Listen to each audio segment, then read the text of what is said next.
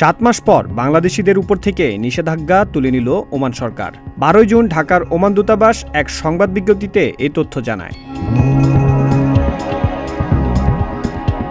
নিজেদের অভিবাসন নীতি সার্বিকভাবে ঢেলে সাজাতে 2023 সালের অক্টোবরে সরকারি কর্মকর্তা ছাড়া বাংলাদেশের নাগরিকদের সব ধরনের ভিসায় সাময়িক নিষেধাজ্ঞা আরোপ করেছিল ওমানের রয়্যাল পুলিশ। যেসব ক্যাটাগরিতে নিষেধাজ্ঞা অব্যাহতি দেওয়া হয়েছে সেগুলো হলো ফ্যামিলি, জিসিসি, ডাক্তার, প্রকৌশলী, নার্স, শিক্ষক, হিসাবরক্ষক, বিনিয়োগকারী, সব ধরনের অফিসিয়াল ভিসা এবং উচ্চ আয়ের আর্থিক ক্ষমতাসম্পন্ন পর্যটক। ঢাকার ওমান দূতাবাস জানায়, এখন থেকে স্থানীয় দূতাবাস ওমান পুলিশের সঙ্গে সমন্বয় করে ওই ক্যাটাগরির ভিসা আবেদন ও সংশ্লিষ্ট নথিপত্র গ্রহণ এবং বিধি অনুযায়ী ব্যবস্থা নেবে।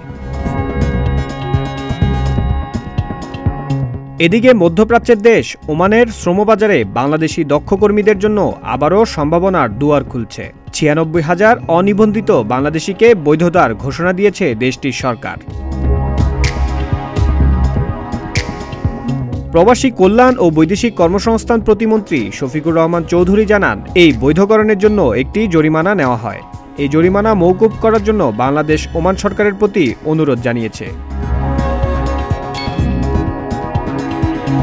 1976 সালে ওমানে মাত্র 113 জন কর্মী নিয়ে শ্রমবাজারে বাংলাদেশিদের অভিবাসনের যাত্রা শুরু হয়। ওমান সরকারের সবশেষ পরিসংখ্যান অনুযায়ী বর্তমানে সেখানে বাংলাদেশিদের সংখ্যা 6,98,000।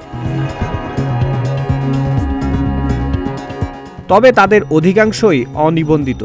ধারাবাহিকভাবে দেশটির ইমিগ্রেশন বিভাগের অভিযানে বিভিন্ন সময় অন্তত 1 লাখ বাংলাদেশিকে ফেরত পাঠানো হয়। বাকিদের ভবিষ্যতও অনিশ্চিত হয়ে পড়ে।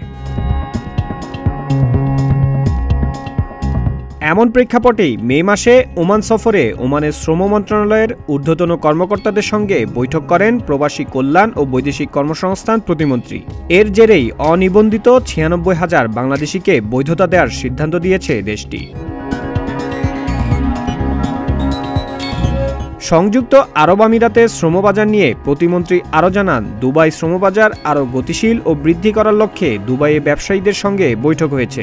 দুবাই থেকে ইতোমধ্যে 3,000 কর্মীর চাহিদা এসেছে।